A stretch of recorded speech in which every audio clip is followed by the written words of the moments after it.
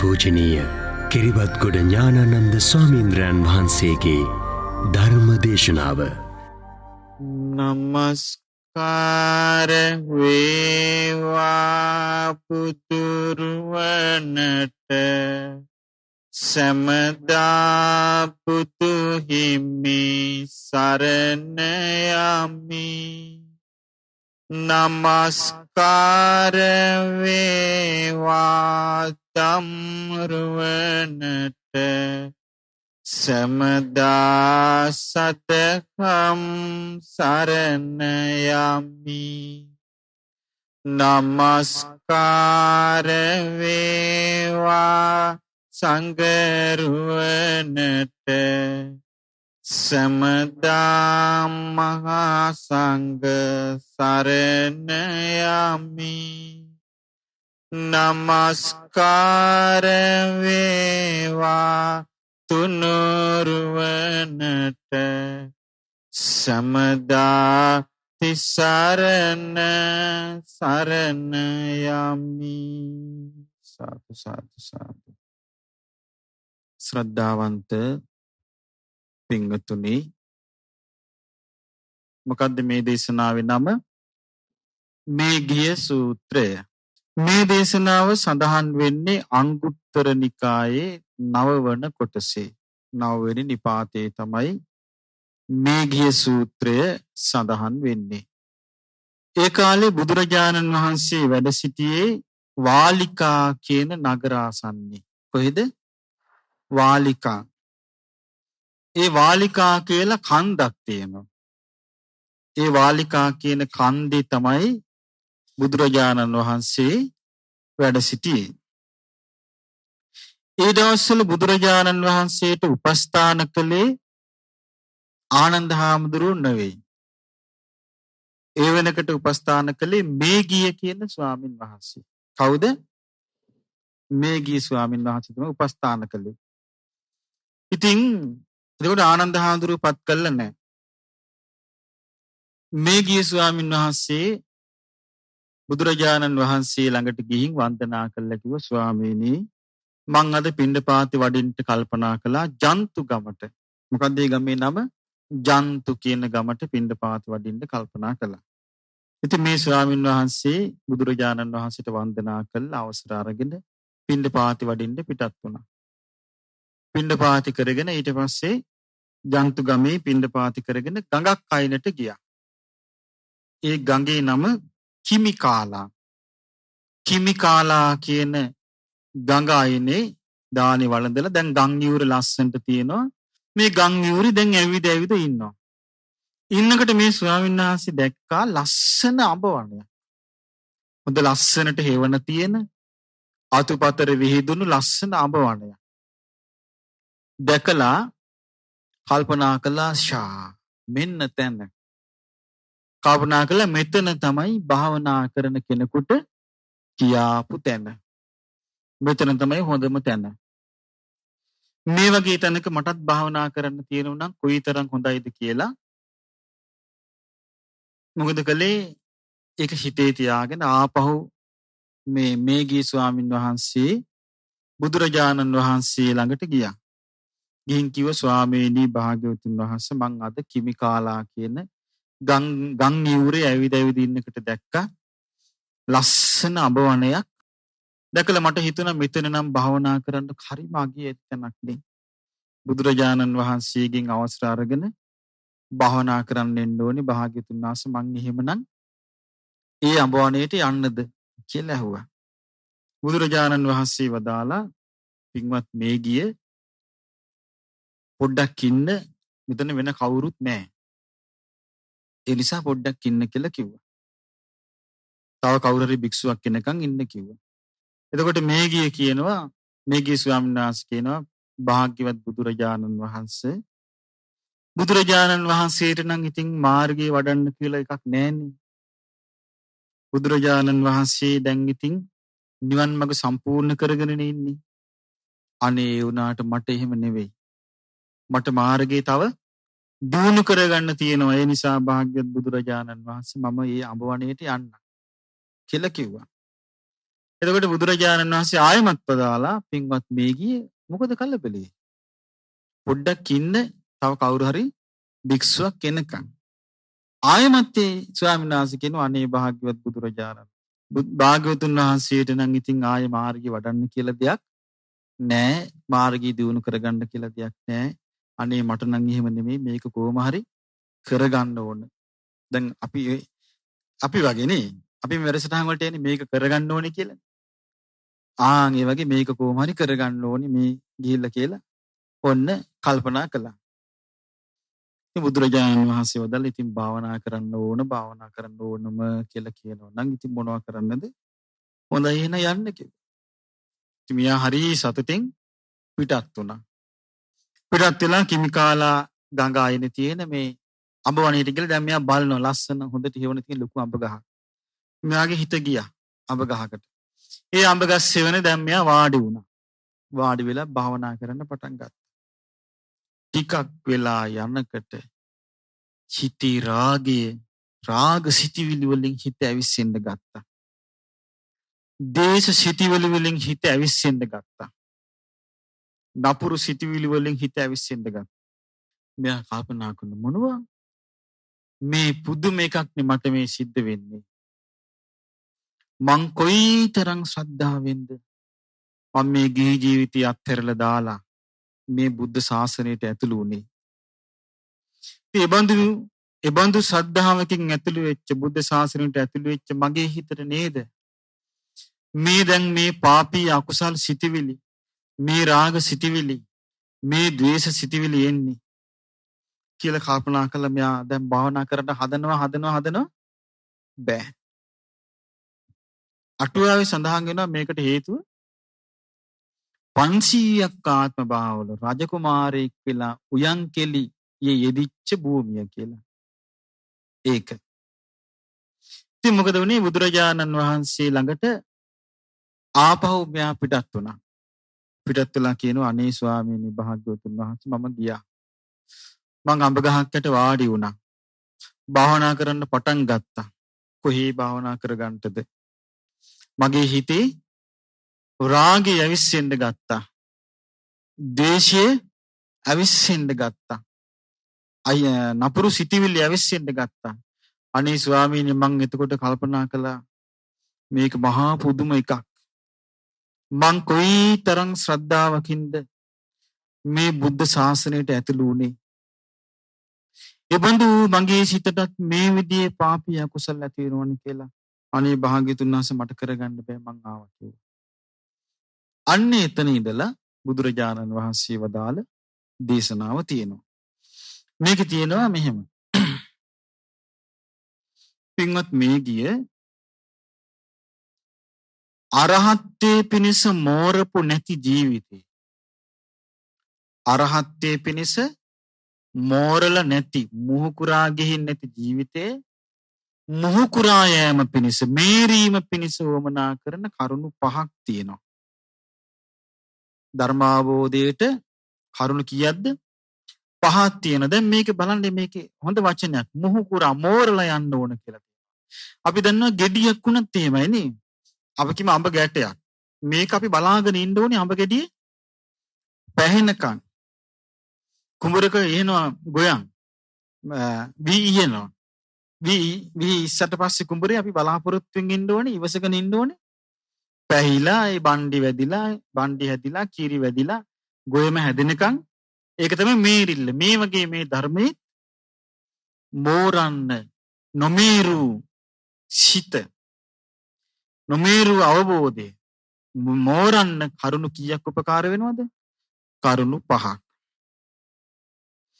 මේ නිවන් මඟ නිවන් අවබෝධයේ පිණිස නොමේරු ජීවිතය, මුහුකුරා නොගිය ජීවිතය හොඳට මුහුකුරා යන්න කරුණු කීයක්ද? 5ක් උපකාර වෙනවා. ඒකෙන් පළවෙනි එක තමයි කල්යාණ මිත්‍රයා. පළවෙනි එක මොකද්ද?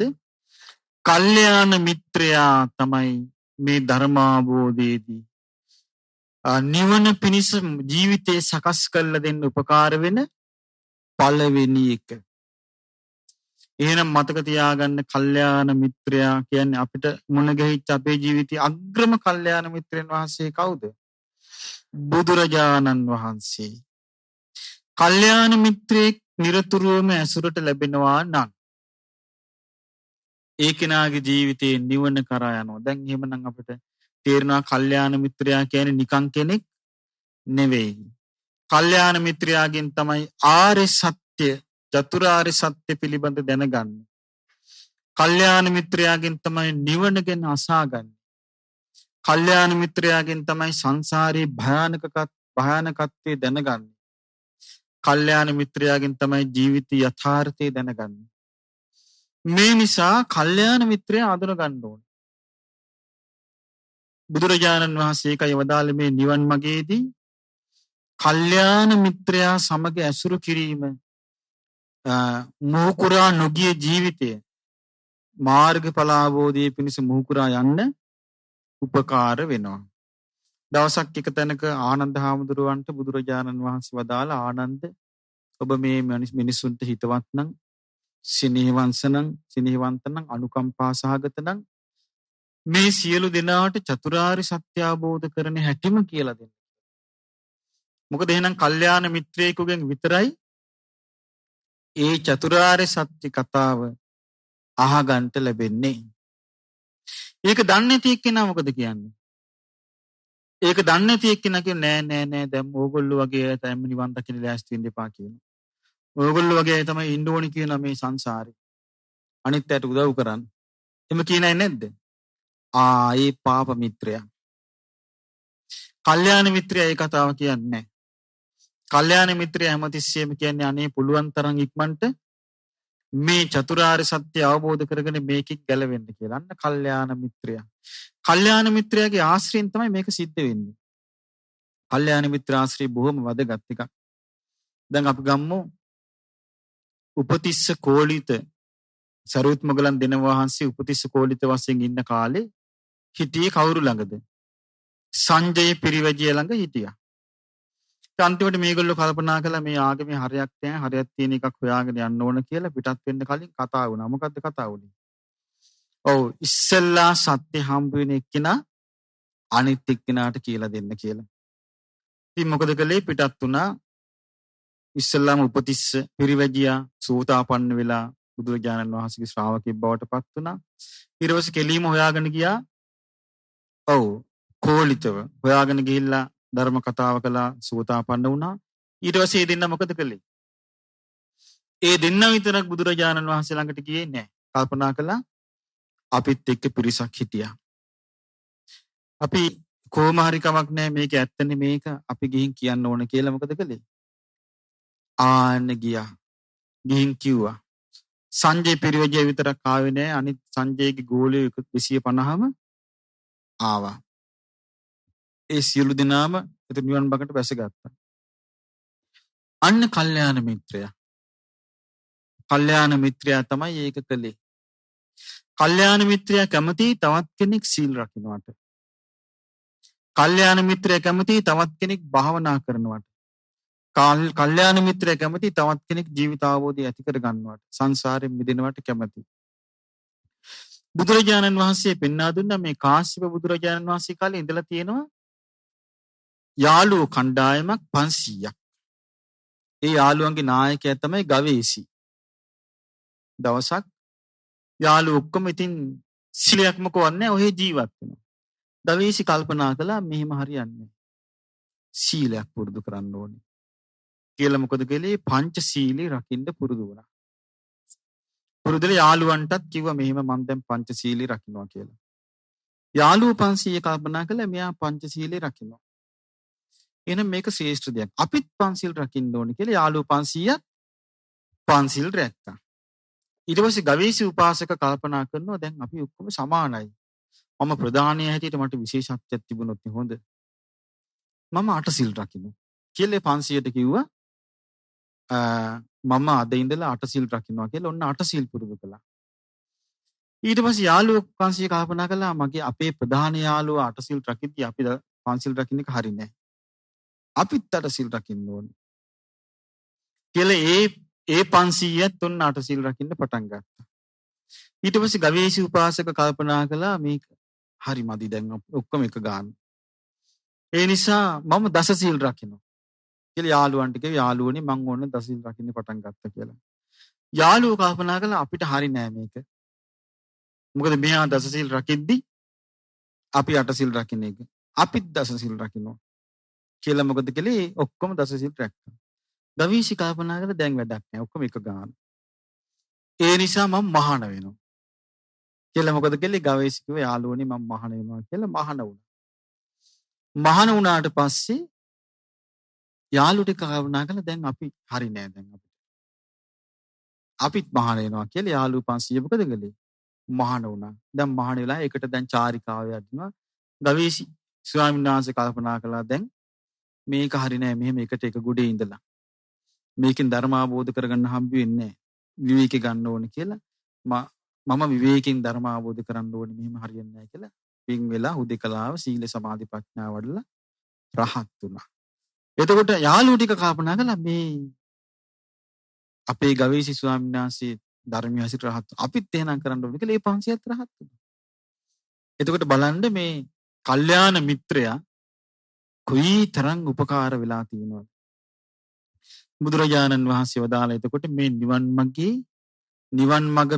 නිවන් පිණිස මාර්ගඵල අවබෝධයේ පිණිස මෝරපු නැති ජීවිතේ මෝරලා දෙන්න උපකාර වෙන පළවෙනි කාරණේ මොකද්ද?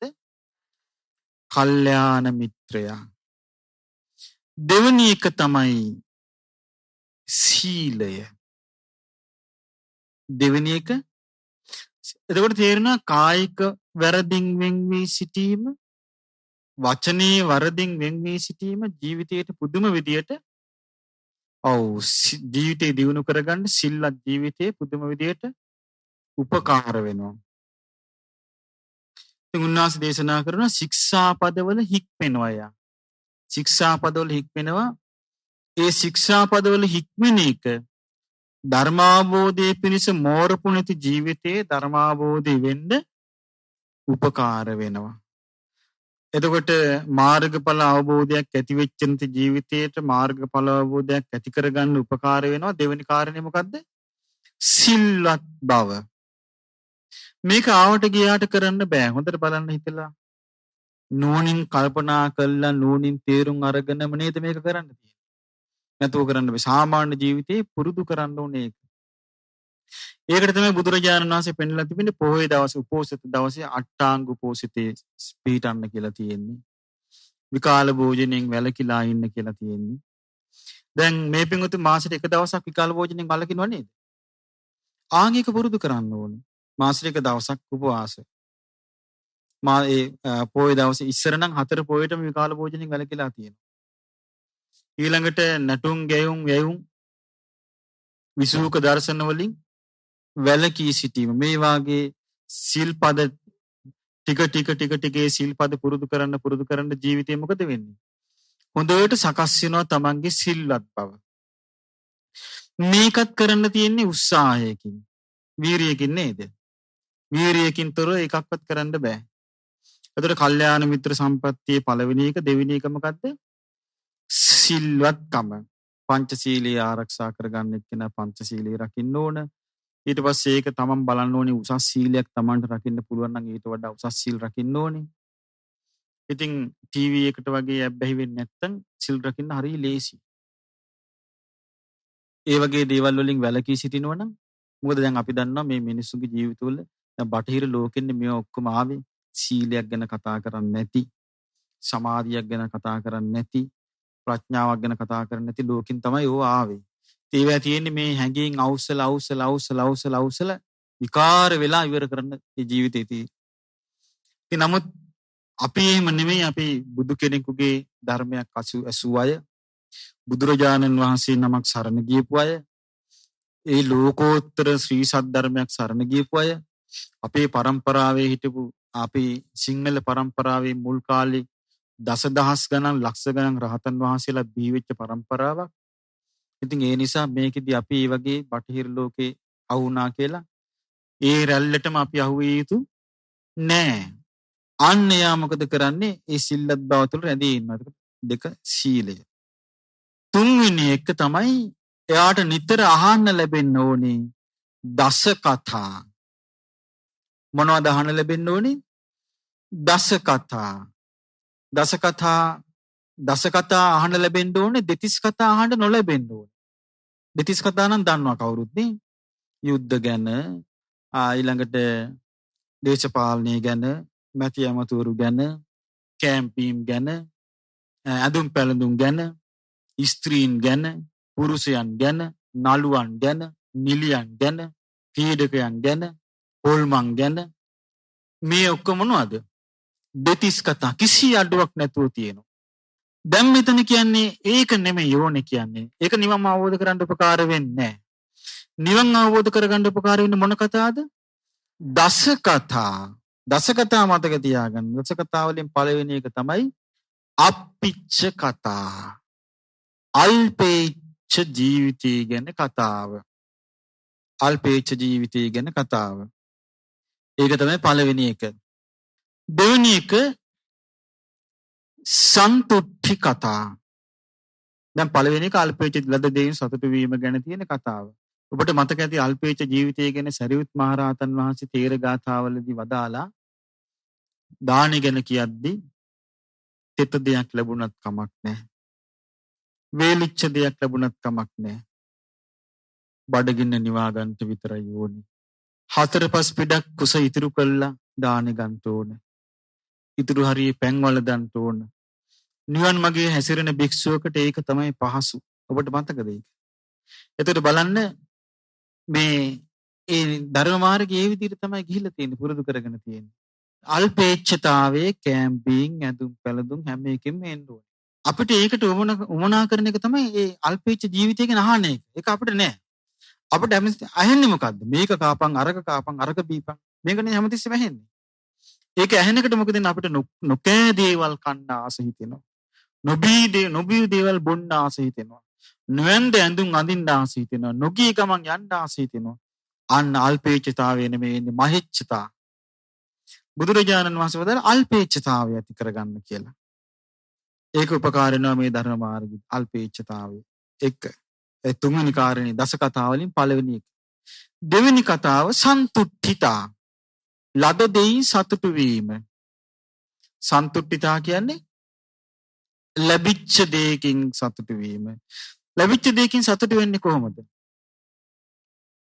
අවබෝධයෙන් කරන්න ඕනේ එකක්. අපිට මේ සෑහේ කියලා ලැබිච්ච දෙයකින් සතුටු වීම අවබෝධයෙන් කරන්න ඕනේ. ඒක කරන්න පුළුවන්කම තියෙන්නේ මේ ජීවිතයේ අනිත්‍යතාවය දන්න කෙනාට විතරයි. නැත්තම් නෑ. නැත්තම් අපිට ලැබිච්ච දේ අපි අතගාලා සතුටු වෙනවා. දැන් අපි දන්නවා ඒක ස්වාමීන් වහන්සේ දැන් ඔන්න ඔබ බලන්න හොඳට ඉස්සලා අලුත් ඇඳුමක් හම්බුනම මොකද අපි කරන්නේ? අතගාලා ඉබලා තියෙනවා. මේ වගේ එක ස්වාමීන් වහන්සේ නමකට හම්බුන අලුත් සිවුරක්. උන්වහන්සේ මොකද කළේ? හොඳට සිවුර අතගාලා ඉබලා තිබ්බා. පොරවන්න හිතාගෙන. අනේ අපවත් වුණා. මතක්ුණේ සිවුර උපන්නේ අයිනකුන්නෙක් වෙලා උපන්න. සිවුරේ සීල් රැකපු ස්වාමීන් වහන්සේ ඒ සිවුරට ආස කළා ඉනිකුන්නෙක් වෙලා උපන්නා නම් අපේ තියෙන ආසාවල් දිහා බැලුවාම ඒ උපත ගැන කවර කතාද? ආන් ඒකෙන් පේනවා ලදදීන් සතුටු වීම කියන එක හරිය උපකාර වෙන එකක්. අපි කිව්ව මෙහෙම එකක් ඔන්න මං ප්‍රායෝගික ජීවිතයේ සිද්ධියක් කියන්නේ. ඔන්න අපි දැන් රසවත් කෑමක් හදන්න පිළියෙල කරලා ඔක්කොම හදලා දැන් හෙට කන්න හදලා ෆ්‍රිජ් එකේ දැම්මා. දැන් රෑ මැරෙනවා. මතක් වුණොත් මොකද කරන්නේ? නුවණින් සිහි කළා තිබීම විතරයි බේරෙන්නේ. නුවණින් සිහි කළා තියෙන කෙනෙක් බේරෙන්නේ. දැන් ඔන්න අපි රසට කෑමක් වේනවා. ඊළ මේසෙට ඇරියා. දැන් ඔන්න මෙයාට මූණ කට හොදන්න බාත්රූම් එකට ගියා වැටුණා. ඔන්න මැරෙනවා. වෙන්න බැරිද? ඒ වෙලාවට සිහි වුණොත් මොකද වෙන්නේ? දැන් තේරුම් ගන්න අනතුරු තියෙන වෙලාව. ලද දෙයින් සතුටු වීම පුරුදු කරලා තිබුණොත් එකපාරට අතාරින්න පුළුවන්. ඒ හිතලා තියෙන්න ඕනේ නැත්නම් ඒක කරන්න බෑ. එතකොට ලද දෙයින් සතුටු වීම සන්තුට්ඨිතා. එතකොට අප්පිච්චතා සන්තුට්ඨිතා. ඒක තමයි බුදුරජාණන් වහන්සේ වික්ෂුන් වහන්සේලාට පෙන්ලා තියෙනවා මරණ සතිය වඩන තැනක්. ඒකේ තියෙනවා මේ හිතන්න කියලා මේ හුස්ම අපි ඉහළට ගන්නවා. පහළට ගන්න බැරි වුණොත් ඉවරනේ. පහළ හෙළුවා. ඉහළට ගන්න බැරි වුණොත් ඒත් ඉවරනේ. ආන් එහෙම හිතන්න කියලා තියෙනවා. බත් කටක් ගත්තා. ඇනුවා, ගිල්ලා, හිර වුණොත් ඒත් ඉවරනේ. වෙන්න බැරිද? මේකයි. ඒ නිසා මේ ජීවිතේ තියෙන්නේ නිකන් මේ තනකොළ ගහක අග හෙල්ලි තියෙන වතුර බින්දුවක් වගේ. ඉතින් බුදුරජාණන් වහන්සේ වදාලා එතකොට ඒකේ දස කතා අප්පිච්ච කතා, සන්තුට්ටි කතා, පවිවේක කතා. පවිවේක කතා කියන්නේ උදේකලාව භාවනා කිරීම ගැන කතා කරන්න ඕනේ. පවිවේක කතා. උදේකලාව තනි වෙන්න, තනි වෙලා සිටීමේ සුන්දරත්වය ගැන කතා කරන්න කියනවා.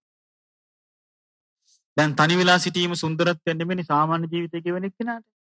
එයාට ඒක සාංකාවක්, පාළුයි, මුස්පේන්තුයි, මෝසලයි. අයියෝ මම මේ තනි වෙලා මොකද මේ? ඒක වෙන්නේ මොකද? තනි වෙලා ඉඳලා බණ භාවනා කරන ජීවිතයේ තියෙන සුන්දරත්වය දන්නේ නැති නිසා. දැන් අපේ වාසනාවට අපිට නම් එහෙම නෙමෙයි. තනි වුණාම ඇති වෙනවා පුදුම සතුටක්.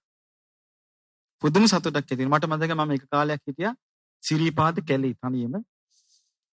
හරිම ප්‍රීතියි. මට තාමත් මේ ප්‍රීතිය දැනෙනවා. හිතනකට. ඒ කැලේ හුදකලාව ඉඳලා වටපිටාව බලනට කැලේ විතරයි හරිම හිතට ප්‍රීතියක්. කොයිතරම් මේ සනසිල්ලයිද දැන් කියලා. ඒ වගේ අර හුදකලා ජීවිතයෙන් සතුට වෙන්න ඕනේ. අන්න ඒක පුරුදු කරන්න ඕනේ නිවන් දකින්න කැමති කෙනෙක්. එතකොට ඒක මොකද්ද? පවිවේක කතා. අප්පිච්ච කතා, සන්තුට්ටි කතා, පවිවේක කතා, අසංසග්ග කතා. අසංසග්ග කතා කියලා කියන්නේ එකතු නොවී සිටීම. එකට හිටියත් අපි ඉන්න ඕනේ කොහමද? හිතෙන් එකතු නොවී. එතකොට වෙනස් වෙන ලෝකයේ අභියස යාගේ ජීවිතයට ගැටලුවක් නැහැ. එයා අතහැරලා නින්නේ. හිතෙන් එකතු නොවී ඉන්න ඕනේ. වෙනස් වෙන ලෝකෙ වෙනස් වෙද්දී නාඩ ඉන්න පුළුවන් එයාට විතරයි. අසංසග්ග කතා. ඒකට කියන්නේ අසංසග්ග කතා. ඊළඟ එක විරියාරම්භ කතා. වීරිය ඇති කර ගැනීම ගැන කතා කරන්න ඕන. ඊළඟට සීල කතා, සමාධි කතා. සමාධිය ඇති කර ගැනීම ගැන කතා කරන්න ඕන. පඤ්ඤා කතා. ආර්ය සත්‍ය අවබෝධය ගැන කතා කරන්න ඕන. විමුක්ති කතා. කෙලෙසුන්ගෙන් නිදහස් වීම ගැන කතා කරන්න ඕන. විමුක්ති ඥාන දර්ශන කතා. කෙලෙසුන්ගෙන් නිදහස් වෙන එක්කෙනාගේ අවබෝධය ගැන කතා කරන්න ඕන. මෙන්න මේව තමයි දැන් කීයක් තියෙනවද? 10යි. අන්න ඒකට තමයි කියන්නේ දස කතා. අප්පිච්ච කතා, සන්තුට්ටි කතා, පවිවේක කතා, අසංසග්ග කතා, විරියාරම්භ කතා, සීල කතා, සමාධි කතා, පඤ්ඤා කතා, විමුක්ති කතා, විමුක්ති ඥාන දර්ශන කතා. මේ බුද්ධ ශාසනය තුළ දස කතා කියන්නට අතිශයින්ම දක්ෂ වෙලා හිටිය ස්වාමීන් වහන්සේගේ නම මොකක්ද? අගතනතුරුත් ලැබුවා. මන්තානිපුත්ත පුන්න. මන්තානිපුත්ත පුන්න රහතන් වහන්සේ තමයි දස කතාවෙන් අග්‍ර. ඉතින් ඊළඟ එක එතකොට මේ දස කතාව නිතර නිතර අහන්න ලැබි. මේක කරන්න පුළුවන් කෙනෙකුට දැන් අපි ගත්තොත් එහෙම දැන් මේ ධර්ම මාර්ගයේ නිතර නිතර කැසට් පටි අහන්න පුළුවන්. ඊළඟට නිතර නිතර පොත්පත් බලන්න පුළුවන්. නිතර නිතර මේ ධර්ම කතාව ශ්‍රවණය කළා තමන් විසින් මේ හිත රැකගෙන නිතර නිතර අහලා ඉගෙනගෙන පුරුදු වෙලා ධර්මඥානයක් ඇති කර ගනිමින් හරිගස්ස ගන්න ඕනේ. දස කතාව අපිට ඒ විදිහට කරන්න තියෙනවා. ඊළඟ එක ආරද්ධ විරිය. ආරද්ධ විරිය කියන්නේ පටන්ගත් උත්සාහය. පටන් ගත් උත්සාහය හැම මොහොතෙම තියෙන්න ඕන කියන එක. දැන් සාමාන්‍යයෙන් අපිට වෙන්නේ යම්කිසි වැඩක් පටන් ගත්තට පස්සේ ටික වෙලාවක් නැත්තම් දවසක් දෙකක් මේක අල්ලගෙන යනවා ඊට පස්සේ ඒ උත්සාහය ඉවරයි. ඒක නෙමෙයි මේ කියන්නේ. අකුසල ධර්ම ඇති වෙනකොට අකුසල ධර්මයන් බැහැර කරන්න උත්සාහ කරන්න ඕනේ. කුසල ධර්ම ඇති වෙනකොට කුසල ධර්ම දියුණු කරගන්න උත්සාහ කරන්න ඕනේ. මේක තමයි උත්සාහය. දැන් අපි කිව්ව මිදුලක් තියෙනවා. දැන් මේ මිදුලේ වල් පෙළ ඇටි වැවෙනවා. අපි මොකද කරන්නේ? උදුළු ගාලා දැම්මා. ඊට පස්සේ අපි ඒක හැමදේම අතු ගන්න ඕනේ. වැක්ස් වහිනවා. ආයෙ චූටි චූටි පැලෙනකට ආයෙව අපි ගලවන්න ඕනේ. ආයෙ අතු ගන්න ඕනේ. එතකොට තමයි හැමතිස්සෙම වල් පෙළ ඇටි නැතුව තියෙන්නේ. දැන් ඔන්න අපි එකපාරක් උදුළු ගාලා අයින් කරනවා. ඊට පස්සේ ඔන්න අපි මොකද කරන්නේ? ඔන්න වැස්ස බලාගෙන යනවා පාරේ යනකොට පේනවා චූටි චූටි පැල තියෙනවා. දැන් අපි මේක ගණන් ගන්නවද? ගණන් ගන්න නැහැ. ආයෙ ටික දවසක් යනකොට අපිට පේනවා මේක හිමීට ලොකු වෙනවා. නමුත් අපි ඒවා ගණන් ගන්නේ නැහැ. ඊට පස්සේ මොකද වෙන්නේ? අපිට ආයෙ කාලයක් යනකොට මේවා හොඳට මේ පැල ටික මුල් අල්ලලා පොළොවට හොඳට වැඩෙනවා. අපිට මතකත් නැහැ. උදළු ගාපු බිම මෙච්චර වැවෙනකන් අපි දන්නෙත් නැහැ. ආන් ඒ වගේ තමයි හිතේ අකුසල් හටගන්නේ. හිතේ ඉස්සෙල්ලාම හට ගන්නවා පොඩියට අකුසලිය. අපිට හොයන්න බෑ. අපි ගණන් ගන්න. සිහිය පිටවල නැති නිසා, වීරිය නැති නිසා. ඊට පස්සේ මේ අකුසලයේ හැදෙනවා බලවත් සංස්කාරයක් හැටියට, සංයෝජනයක් හැටියට, බන්ධනයක් හැටියට. ඒත් අපිට තේරෙන්නේ නැහැ. අන්තිමට අපි ඒකෙන් දුක් විඳිනවා. ඒත් දන්නේ නැහැ. වීරියවන්ත කෙනා මොකද කරන්නේ? අකුසල් ප්‍රහාණය කරන්න පටන් ගත්තු ආරම්භ කරපු උත්සාහයක් තියෙන්න ඕනේ. මේකේ තියෙන වචන කීපයක්. ථාමවා දල්ල පරක්කමා අනික්ඛිත දුරෝ කියලා. ථාමවා කියන දැඩි වීරියක් ගත්තු අනික්ඛිත දුරෝ කියන්නේ වීරියත් නොහල. ඒ බුදුරජාණන් වහන්සේගේ කාලේ එක වයසක අම්මා කෙනෙක් මහාන වුණා. මහාන වෙලා දැන් භාවනා කරගන්න ඕනේ. ඉතින් වැඩ තියෙනවා. ඒ භික්ෂුණී ආරාමේ වැඩ ඔක්කොම මැද්දින් අමාරුවෙන් ඔන්න භාවනා කරනවා. දැන් සක්මන් කරන්න ඕනේ. මොකද කලේ ඒ යට ගබඩා කාමරේ මැද්දේ තියෙනවා කණුවක්. මේ අම්මට පේන්නේ නැහැ. ඇස් පේන්නේ නැහැ. පල්ලෙහාට බෑලා කණුව අල්ලගෙන කණුව වටේට කැරකි සක්මන් කරනවා. එහෙම සක්මන් කර සක්මණේම සමාධිය පුදවා ගත්තා. ඒ සමාධිය සක්මණේම විදර්ශනාවට වැඩුවා. සක්මන් කරීම රහත් වුණා. අන්න වීරිය. මෙවැනි ආකාරයේ වීරියක් තියෙන කෙනා ඒ වීරිය උපකාර වෙනවා. නිවන අවබෝධයේ පිණිස නොමේරු ජීවිතේ මෝරන්නට අන්නේ වීරිය උපකාර වෙනවා. දැන් කාලේ නම් අපිට පේන හැටියට ගොඩාක් වීරියවන්තයෝ අඩුයි. නැtei කියන්න පුළුවන් ගාන. නමුත් අපි වීරිය ඇති කරගන්න අපිට වීරිය නැතුවදී වීරිය තියෙනවා. ඒ දස කතාවල් නිතර අහන්න ලැබෙන්න එපා. වීරිය ඇති වෙන්නේ. දස කතා ඇසීමෙන් තමයි වීරිය ඇති වෙන්නේ. එතකොට ඒක අහන්න ලැබෙන්නේ නැත්නම් වීරිය ඇති වෙන්නේ නැහැ. ප්‍රමාද වෙනවා. අන්නේ වීරිය නොලත් මගඵල ලබා ගැනීම පිණිස අන්න උපකාර වෙන කාරණයක්. දැන් කිව්වද? 4යි. පස්වෙනි එක ප්‍රඥාව. පස්වෙනි එක මොකද්ද? ප්‍රඥාව. ප්‍රඥාව කියන්නේ මොකද්ද? චතුරාර්ය සත්‍ය ගැන අවබෝධ ඥානය. ඒ අවබෝධ ඥානය කරා යන්න නම් මේකේ තියෙන උද්‍යත්ත ගාමිනියා පඤ්ඤාය සමන්නාගත. එයාට තියෙන්න ඕනේ මේ අනිත්‍ය ජීවිතය ගැන අනිත්‍ය ගැන අවබෝධයක් තියෙන්න ඕනේ. ප්‍රඥාව ඇති වෙන. ඒක ආර්ය වූ නිබ්බේධික. ආර්ය වූ කලකිරීම. මොකක්ද මේ කලකිරීමට කියන්නේ? ආර්ය වූ කලකිරීම කියලා. ආර්ය වූ කලකිරීම කියලා කියන්නේ අවබෝධයෙන් යුක්ත කලකිරීම. නමුත් කලකිරීම කියන වචනෙට සාමාන්‍ය ලෝකයා හරි බයයි. ඒ කලකිරීම කියවම අපිට හිතෙන්නේ නිකන් මොකද්ද? මොකක්ද එකක් වගේ කියලා. අපි කිව්වොත් එimhe සතුට, ප්‍රීතිය, සොම්නස, සනසුම කියලා කොහෙද? කීකි බලනවා. කලකිරීම, දුක, එපා. එහෙමනේ අපි සාමාන්‍ය පුරුදු වෙලා තියෙන්නේ.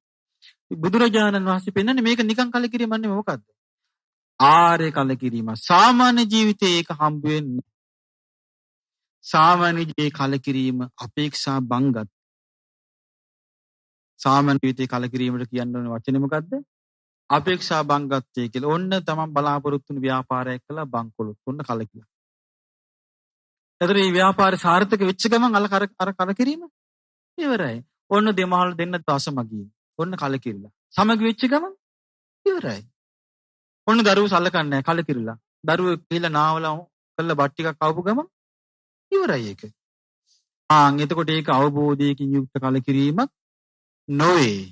අවබෝධයකින් යුක්ත කලකිරීමට තමයි කියන්නේ ආර්ය නිබ්බේධිකාය පඤ්ඤා. සම්මා දුක්ඛක්ඛේ ගාමිනී. මනාකොට දුක් අවසන් වෙන්න. මනාකොට දුක් කෙලවර වෙන්න හේතු වෙන්නේ අවබෝධයෙන් යුක්ත කලකිරීම. මොකක්ද අවබෝධය? ඔබට මතක ඇති සබ්බේ සඛාරා අනිච්චාති යදා පඤ්ඤාය පස්සති. සියලු සංස්කාරයන් අනිත්‍යව යම් කිසි කෙනෙක් දැක්කොත් ප්‍රඥාවෙන් අත නිබ්බින්දති දුක්ඛේ. එතකොට යා දුක ගැන කලකිරෙනවා. මේක තමයි මෙතන කියන්නේ. ඒ කියන්නේ යථාර්ථයේ නුවණින් විමසලා ඇති කරන්න කලකිරීම, අවබෝධයෙන් යුක්ත කලකිරීම. ඒ කලකිරීම ඇති වෙච්ච එක්කෙනා උපතක් කරා යන්න කැමති නැහැ. ඒ කලකිරීම ඇති වෙච්ච එක්කෙනා අපාය යන්න කැමති නැහැ. නැත්තම් අනිත් අය ඔක්කොම අපාය යන්න කැමති. අපි කියනවා ඔහොම කරන්න එපා. අපාය නෑ අපි යනවා කියලා. පණුවෙක් වෙයි කමන්නේ නැහැ කියන ගියාට පස්සේ. කියන්නේ නැහැ. කියනවා. සතෙක් වෙයි. ඒ මොකද වෙන්නේ කියලා නෝ සතෙක් වුණාම. පිරිතියා කම අපි බලා ගන්නම් කියන්නේ. ඒකේ තේරුම මොකද්ද? අවබෝධයක් නැහැ. හිතන්න පුළුවන් කමක් නැහැ. ශක්තියක් නැහැ. ඒ නිසා ඒ හැරෙන ඕනම පැත්තකට යා හැරෙන්න හිත හදාගෙන ඉන්නේ. පෙරේතෙක් නොනම් ජීවිතේ පෙරේතෙක් හදාගෙන ඉන්නේ. කූඩැල්ලෙක් වුණා නම් ඒ උරන්ට හිත හදාගෙන ඉන්නේ. දරුවෙක් වුණා නම් ලේ බොණ්ඩ හිත හදාගෙන ඉන්නේ. පණුවෙක් වුණා නම් ජරාව කන්න හිත හදේ ඉන්නේ. ඌරෙක් වුණා නම් ලෑස්ති ඉන්නේ. මේක තමයි සාමාන්‍ය හිතක ස්වභාවය. ඒක අවබෝධය නෙවෙයි. හැරෙන්න පැත්ත. මේක අපි හිතාමතා වෙන එකක් නෙමෙයි. මං කියන්න උදාහරණයක්. දැන් ඔන්න අපිට දැන් හොඳට හොදලා හොඳට අතපය හොදලා පිරිතල්ලා ඔන්න හොඳට කෑම ඕනේ. අපිට විශාල දුර්භික්ෂයක් එනවා. කන්න දෙයක් නැහැ. ඔන්න තියෙනවා කොස් කටුවක්. කන්නේ කනවා. පරිසරේ උනට පස්සේ ලැබෙන දේ කන එක තමයි ස්වභාවය. ඔන්න කන්න දෙයක් නැහැ. ඔන්න යන්නකට තියෙනවා විතරක්. කන්න ලෑස්ති. බොන්න දෙයක් නැහැ. හොඳට උදාහරණයක් ගන්න. අතරමංච දීවරයක නොන්න අපිට හිටපු ගමන් පළහාරන් කියනවා. කැස් දැන් නැහැ මූදේ. කැස් බෑගෙන කැස් බෑව මරලා කැස් බෑල්ලේ බිබී වතුර වෙනුවට. දැක්කද ජීවත් වෙන්න කරපුදී? මේ වගේ පවතින තමයි මේ ලෑස්ති. ඒක කලකිරීම. එතකොට බලන්න කලකිරින එක්කිනාට එයා ඉන්ටනේ හසුරන්න තියෙන කොයි ආකාරයෙන්ද? කොච්චර සියුම්ද බලන්න. එතකොට බුදුරජාණන් වහන්සේ වදාලා මෙන්න මේ කරුණු පහ මාර්ගඵල අවබෝධයට නේරු ජීවිතයේ මෝරලා දෙනවා. මෙන්න මේ කරුණු පහ ඔබ තුල තියෙනවනම් සත. පළවෙනි එක කල්යාණ මිත්‍රයා. 2 සීලය. 3 දස කථා. 7 ආරද්ධ විරිය. 5 ප්‍රඥා. මෙන්න මේ පහෙන් සමන්විත ජීවිතේ සාර්ථක ජීවිතයක් යන්න පුළුවන්. බුදුරජාණන් වහන්සේලා මේ ගිය කල්යාණ මිත්‍රයන් ඉන්න කෙනා, කල්යාණ මිත්‍ර සම්පත් ඇති කෙනා සිල් ජීවිතයක් ලබා ගන්නට කැමති විය යුතුයි. එහෙනම් කල්යාණ මිත්‍රත් එක්ක බැඳී තියෙන එකක් මොකද්ද? සිල්වත්කම. ඥාන සම්පත් තියෙන කල්යාණ මිත්‍රත් එක්ක බැඳී තියෙන කෙනා සිල්වත් ජීවිතයක් කැමති විය යුතුයි. ඊළඟට තියෙනවා කල්යාණ සම්පත් තියෙන කල්යාණ මිත්‍ර සම්පතින් යුක්ත කෙනා අස කතාව නිරතුරුව ලැබීමන කැමති විය යුතුයි. කල්යාණ මිත්‍ර සම්පත් තියෙන කෙනාට ලැබෙනවා ඒක මොකද්ද? දස කා ලැබෙනවා. ඒක නම් අල්පේච්ඡ ජීවිතය ගැන, ලද සතුටු වීම ගැන, හුදකලා විවේක ගැන, නොයලී වාසය කිරීම ගැන, ඉරිය පැවැත්වීම ගැන, සීලය ගැන, සාධිය ගැන, ප්‍රඥාව ගැන, විමුක්තිය ගැන, විමුක්ති ඥාන දර්ශනය ගැන මේ ඔක්කොම අහන්න ලැබෙනවා. කාගේ? කල්යාණ මිත්‍රයාගේ. කල්යාණ මිත්‍ර සම්පත්කට වීරිය ඇති කරගන්න පුළුවන්කම ලැබෙනවා. කල්යාණ මිත්‍ර සම්පත් තියෙනකට වීරිය ඇති කරන්න පුළුවන්කම ලැබෙනවා. ඊළඟට ඒ කල්යාණ මිත්‍ර සම්පත්තිය නිසාම ඥාව උපදවා ගන්නට පුළුවන්කම තියෙනවා. එහෙනම් මේ සියලු දේ කල්යාණ මිත්‍ර මුල් කරගෙන තියෙන්නේ. ඒකයි දවසක් කාණහමුදුරුවෝ බුදුරජාණන් වහන්සේට කළා, ස්වාමීනි මේ බුදාසනේ භාගයක්ම තියෙන්නේ කල්යාණ මිත්‍රයෝ නිසා කියලා කිව්වා. බුදුරජාණන් වහන්සේ වදාළේ මොකද්ද? ආනන්ද එහෙම එපා. මේ සම්පූර්ණ බුද්ධ ශාසනයේ තියෙන්නේ කල්යාණ මිත්‍රයා මත. සම්පූර්ණ බුද්ධ ශාසනයේ ඉන්නේ කල්යාණ මිත්‍රයා මත.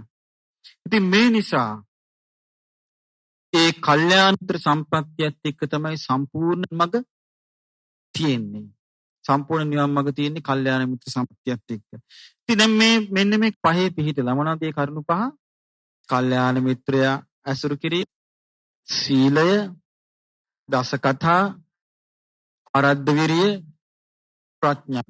මේ පහේ පිහිටලා තව කරුණු 4ක් දිනු කරන්න කිව්වා.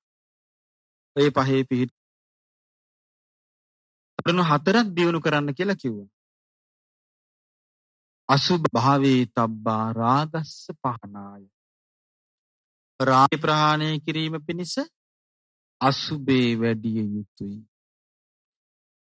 මිත් භාවේ තබ්බා ව්‍යාපාදස්ස පහනාය. තරහ කිරීම පිණිස මෛත්‍රිය වැඩිය යුතුයි. ආනාපාන සති භාවේ බා විතක්කූපච්ඡේදාය. විතරක නැති කිරීම පිණිස ආනාපාන සතිය යුතුයි. අනිඥා භාවේ තබ්බා අස්මිමාන සමුග්ඝාය. මම මාගේ ආත්මය කියන අදහස නැති, මම වෙමි කියන මනේ නැති කිරීම පිණිස අනිත්‍ය සංඥාව වැඩි යුතුයි. අනිත්‍ය සංඥෝ මේ ගිය සංඥා සංඨාති. එමත් මේ ගිය අනිත්‍ය සංඥාවේ පිහිටපු එක්කිනා ආත්මය අවබෝධ කර ගන්නවා.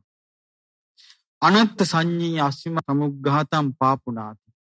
අනාත්මය අවබෝධ කරගන්න එක මම වෙමි කියන මානෙ නැති කරනවා. දිත්තේව මේ නිබ්බාණං මෙලෝදීම රහත්ත්වයටපත් වෙනවා.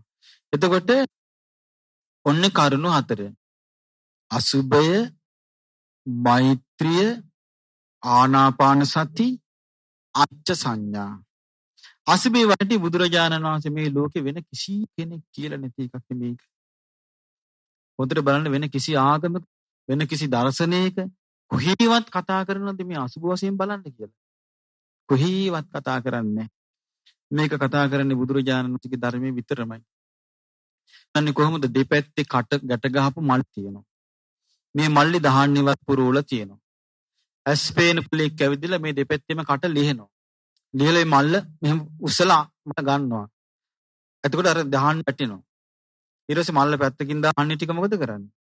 වෙන් කර මේවා වී, මේවා මෑ, මේවා මැට, මේවා කඩල, කවුපි කී වෙන් කරනවා. ඒ වගේ දෙපැත්තේ කට තියෙන මල්ලක් වගේ කියනවා. දාන්නේ පුරෝපු දෙපැත්ත කටින මල්ලක් වගේ කියනවා මේ ශරීරය. ඉතින් මේ ශරීරයේ දෙපැත්තකට තියෙන මල්ල ලිහලා බලනවා වගේ මේ ශරීරයේ නැමැති මල්ල ලිහලා බලන්න කියනවා. මේවා කෙස් වෙන් කරන අර මෑට මුංගට, මේවා කෙස්, මේවා ලොම්, මේවා නියපොතු, මේවා දත්, මේ හම, මේවා මස්, මේවා නහරවැල්, මේවා ඇටලොද, මේවා වකුගඩු, මේ හදවත, මේවා අකා, මේ පෙනහලු, මේ බඩදිව, මේ කුඩා බඩවැල්, මේ මහා බඩ, මේවා අසුචි කියලා ගොඩවල් වල බලන්න කියනවා. ඊළඟට බලන්න කියනවා මේ පිත්ත, මේ සෙම, මේ ද්‍රව, මේ ලේ, මේ දහඩිය, මේ පිමන්ද, මේ කෙල, මේ සොටු, මේ සමිදුළු, මේ මුත්‍රා වෙන්කර දෙපැත්තේ එක තියෙන මල්ල ලිහලා බලනවා වගේ බලන්න කියන. මේ විදිහට බලනකට මොකද වෙන්නේ? තමන්ටම හිතෙනවා මේකට දැලුනේ. මේකද මේ මම ආසාවෙන් මගේ එක ගත්තේ. අන්න තමන්ගේ විරාගී වෙනවා. අනුජානන් වහන්සේ පෙන්වා දෙනවා. බලන්න කියලා. ඊළඟට බලන්න කියන මෙත්සි පැතුරු වෙන එක. මෛත්‍රී භාවනාව වඩන්න කියන. මෛත්‍රී භාවනා දෙකක් බුදුරජාණන් වහන්සේ ධර්මයේ උගන්වනවා. මොනවාද? අප්පමාන චේතෝ විමුක්ති, මහග්ගත චේතෝ විමුක්ති දෙක. මොනවාද මේ දෙක?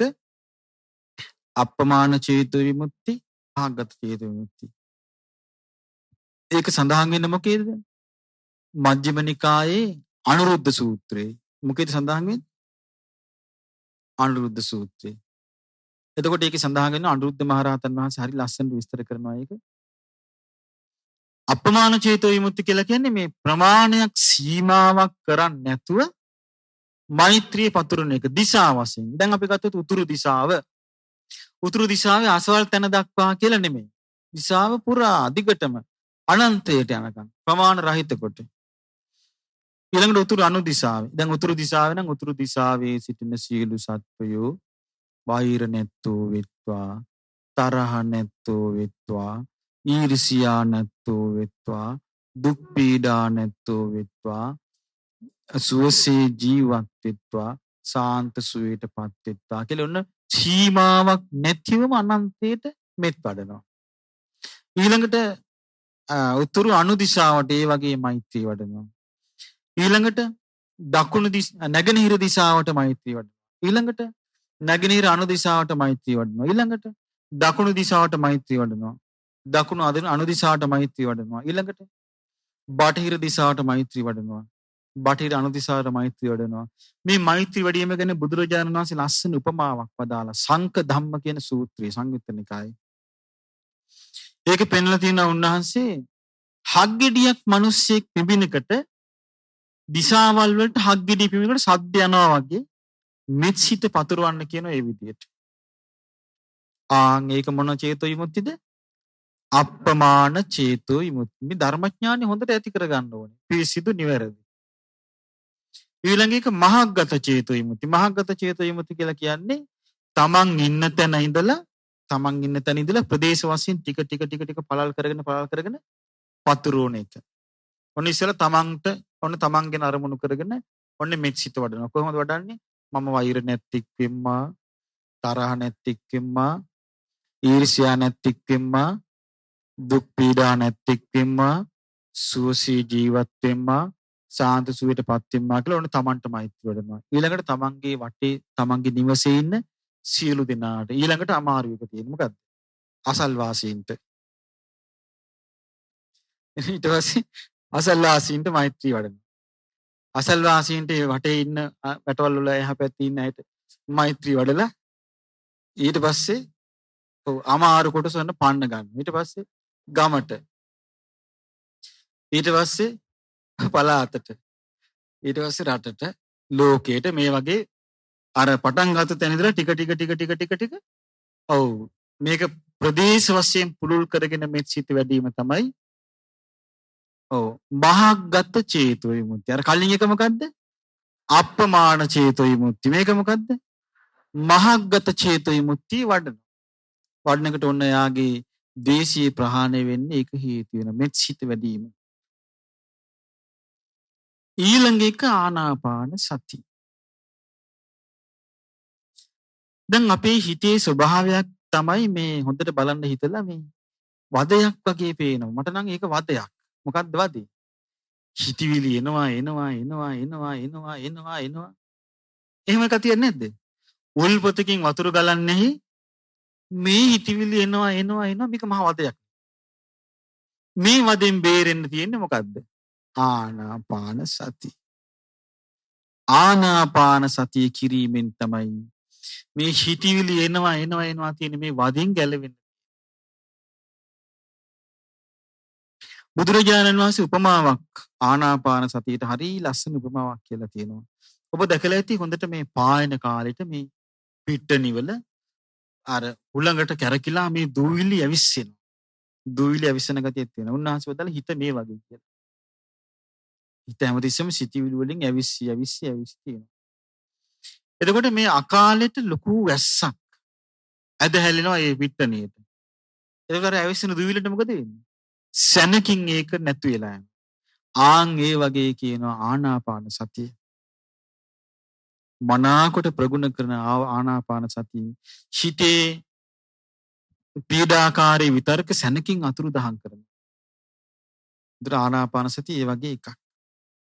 එතකොට චිත්ත විතර්ක වලින් සිතවිලි වලින් පීඩා විඳින කෙනෙකුට හරීම පුරුදු වෙන්න උත්සාහයෙන් පුරුදු වෙන්න මොකද්ද?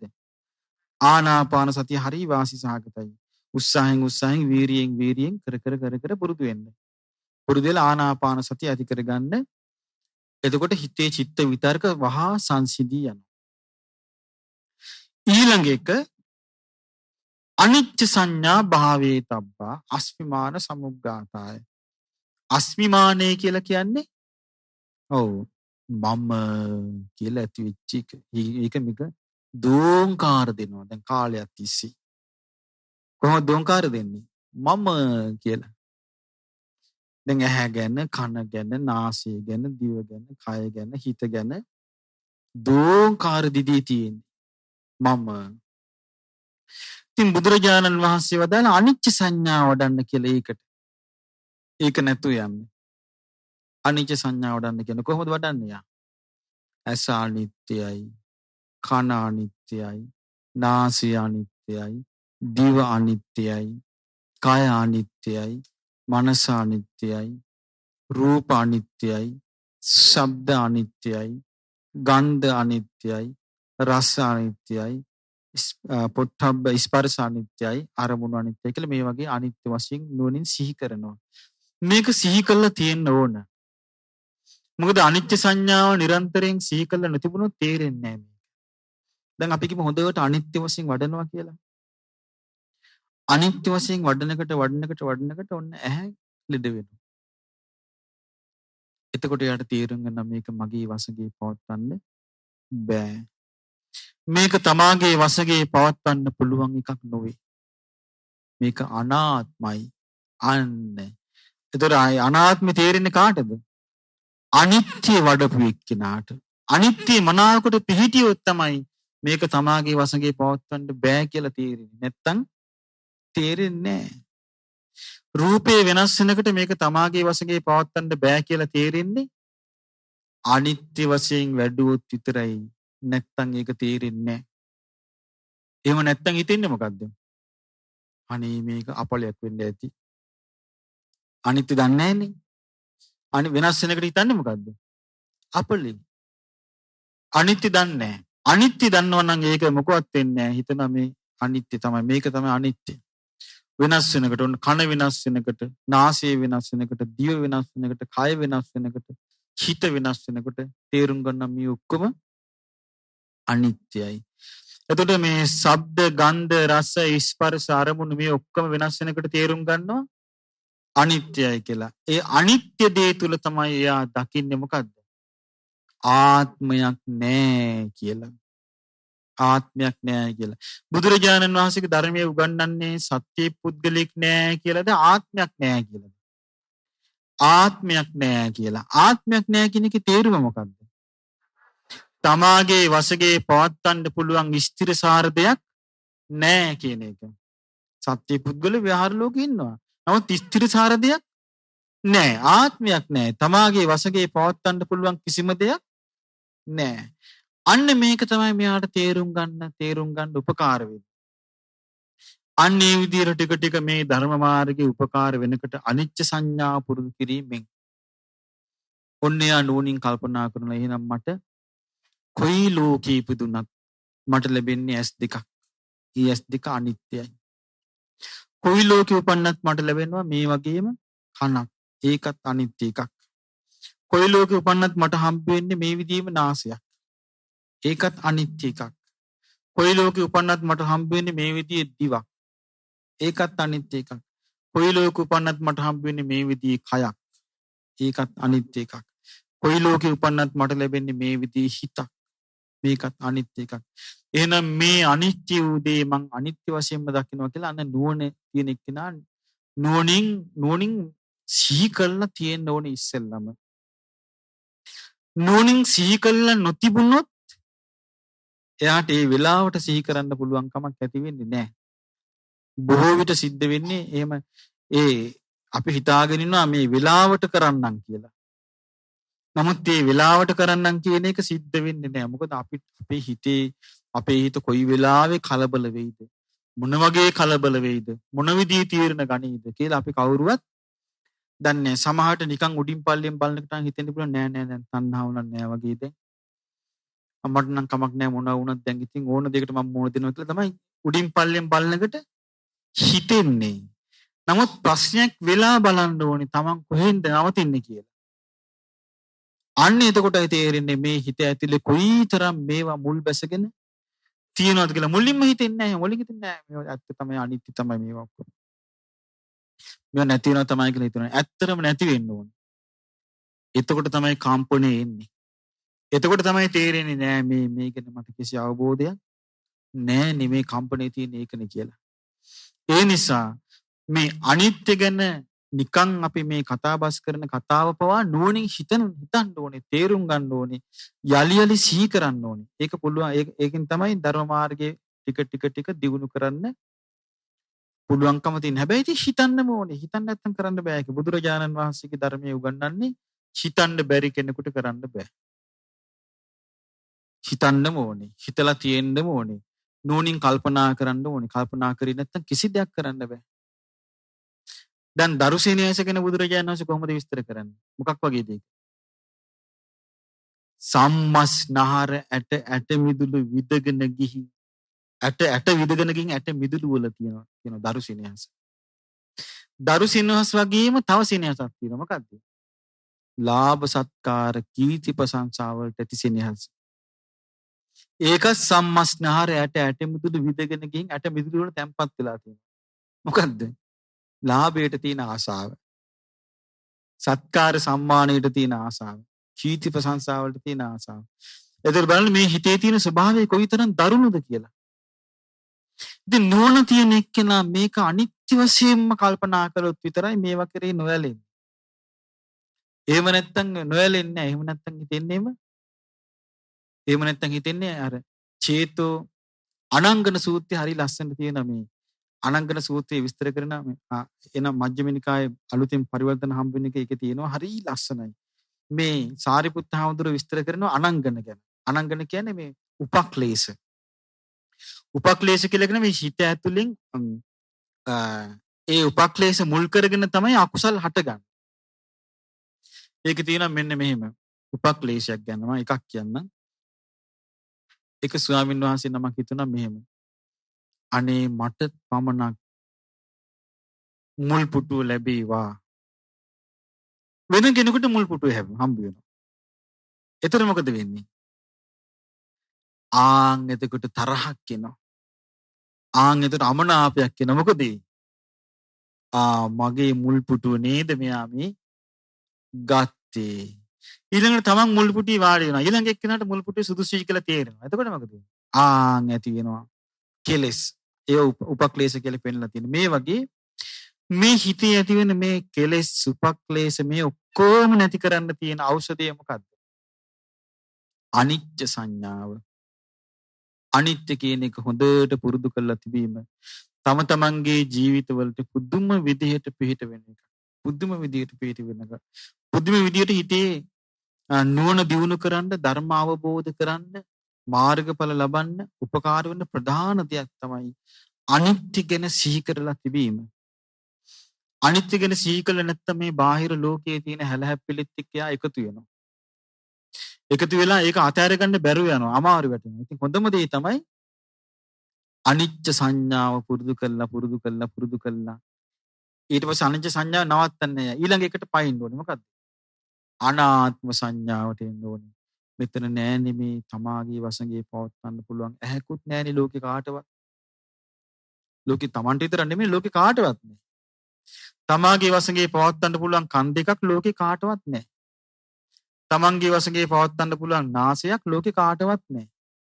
තමන්ගේ වසඟේ පවත්වන්න පුළුවන් දිවක් ලෝකේ කාටවත් නෑ. තමන්ගේ වසඟේ පවත්වන්න පුළුවන් කයක් ලෝකේ කාටවත් නෑ. තමාගේ වසඟේ පවත්වන්න පුළුවන් හිතක් ලෝකේ කාටවත් නෑ. මේ රූප ශබ්ද ගන්ධ රස ස්පර්ශත් මේ කාටවත් නෑ. දැන් අපි ගත්තොත් අනුරාධපුර යුගයේ කොයිතරම් බැබලිච්ච යුගයක්ද. පස්සේ ඉතින් වල්බී වෙලා වනාන්තරගත වෙලා ගියා. සවැත් නුවර කොයිතරම් ශාස්ත්‍රීයකද. රජගහ නුවර කොයිතරම් ශාස්ත්‍රීයකද. දැන් ඉතින් නිකන් පාළු වනාන්තර ලඳු කැලෑවල් මුකවත් නෑ. අනිත්‍ය කියන්නේ එහෙම එකක්. දැන් ඔය අපි හිතාගෙන ඉන්න මේ ලෝකේ අපි හැමදාම ඉන්න ඕනි කියලා වගේ. නමුත් එහෙම එකක් නෑ. මේ අනිත්‍ය ලෝකෙට මූණ දෙනකට කිසි දෙයක් ඉතුරු වෙන්නේ නෑ. අනිත්‍ය ඉදිරියේ ඉතුරු වෙන්න පුළුවන් කිසිම දෙයක් ලෝකේ නෑ. හේතුන් නිසා හටගත් යමක් වේද ඒ සියලුම දේ අනිත්‍ය පහර කෑමට ගොදුරු වෙනවාමයි.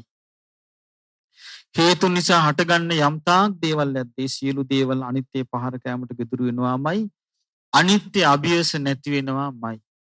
ඒ නිසා මේ අනිත්‍ය නෝනින් කල්පනා කරන කෙනෙකුට තමන්ගේ ජීවිතේ සංසිඳුණු සිතක්, තැම්පස් හිතක් ඇති කරගන්නට ආන්ගේ අනිත්‍ය අවබෝධය උපකාර වෙනවා.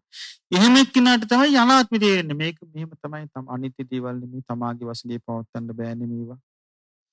තමාගේ වශයෙන් පවත්වන්න පුළුවන් දෙයක් මේකේ නෑනේ කියලා ආන්න නෝනින් කල්පනා කරන්න.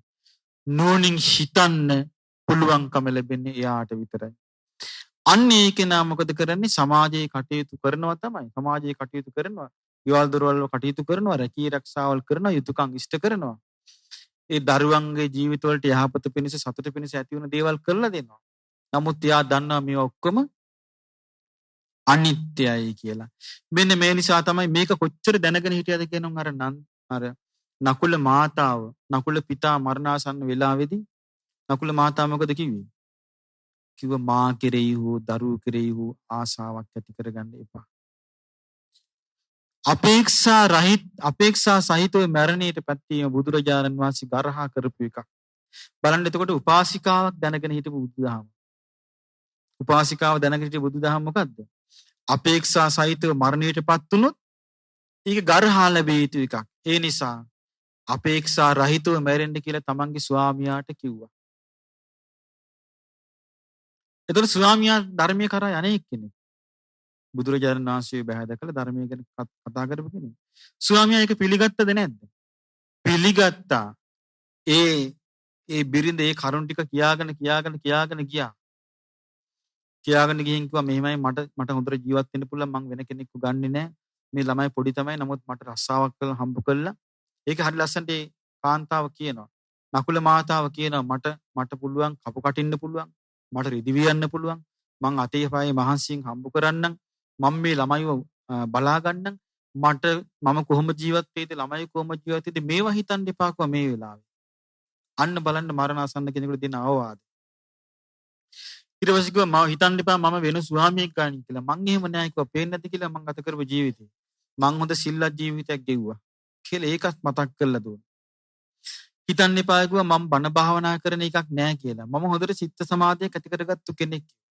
අන්න බුදුරජාණන් වහන්සේ වැඩ සිටින බේසකලාවනේ ගිහිල්ලා අහන්න කිව්වා. ඊළඟට හිතන්න එපා කිව්වා මම මේ බුද්ධ ශාසනයෙන් ප්‍රයෝජන ගත්තු නැති කෙනෙක් කියලා.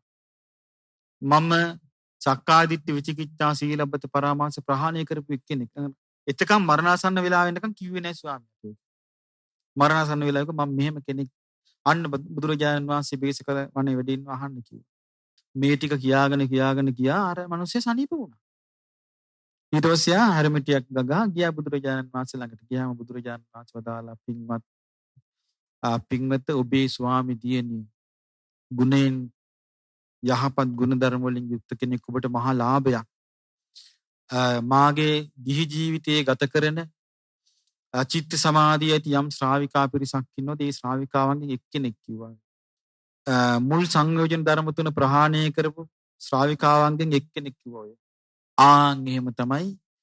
ඒකට හේතු වෙන්නේ ඒ වගේ අර බිරිඳට කියන්න පුළුවන් වුණේ මොකද? අනිච්ච සංඥාව මනාකොට වඩලා තිබ්බ නිසා වෙන කෙනෙක් නම් මේ දඩින් බඩින් ගාලා මේ ගස් කොළන් පෙල්ලෙනවා වගේ හදිසියෙ මොන හරි කරදරයක් වුණා කියමු ඊට පස්සේ මොකද වෙන්නේ? පණ ටික යන්න දෙන්නේ නැහැ. පුළුවන් නම් ඒක ගන්නවා ගුලි කරලා. අරන් ආයෙ ඔබනවා කටේ. හිටපන් තව කාලයක් හිටපන් මේ තාම ළමයි පොඩි. මොකද ඒ තරම් දේවල් තමයි එච්චර අවබෝධයක් නැහැ. ඒ නිසා මේකේ බුදුරජාණන් වහන්සේගේ ධර්මයේ පැහැදිලිව පෙන්වා දෙන අනිත්‍ය සිහි කර තිබීම ජීවිතයට විශාල උපකාරයක්. දැන් මතකද නොමේරු ජීවිතේ මාර්ගඵල අවබෝධයේ පිණිස මෝරා දීමට උපකාර වෙනවා. ප්‍රධාන වශයෙන් කරුණු පහක්. මොනවාද ඒ පහ? කල්යාණ මිත්‍ර සම්පත්තිය, සීලය, දස කතා, ආරද්ධ විරිය, ප්‍රඥා.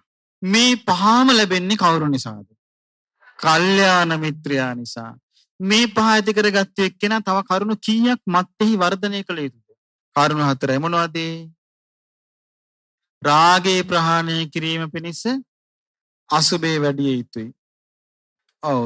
ව්‍යාපාදේ ප්‍රහාණය කිරීම පිණිස මෛත්‍රී වැඩි යුතුයි.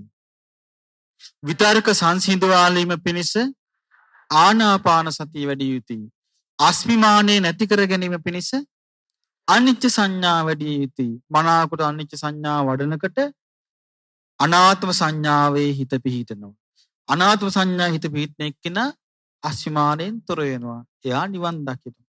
ඉතින් මේ නිසා අප සියලු දෙනාටත් ඒ ආකාරයටම මේ ගිය ස්වාමීන් වහන්සේට බුදුරජාණන් වහන්සේ වදාළ ධර්මයේ දැන් මේවා ඇහෙනකොට තේරෙන්නේ නැද්ද මේ ධර්මයේ නම් ඒකාන්තයෙන්ම බුදු කෙනෙක් විසින් දේශනා කර යුතු එකක් කියලා තේරෙන්නේ නැද්ද?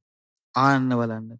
ඒ නිසා ඒ ශ්‍රී සද්ධර්මයේ අපටත් උපකාර කරගෙන අපේ ජීවිතවලටත් වහවහ චතුරාර්ය සත්‍ය ධර්මයම අවබෝධ වේවා.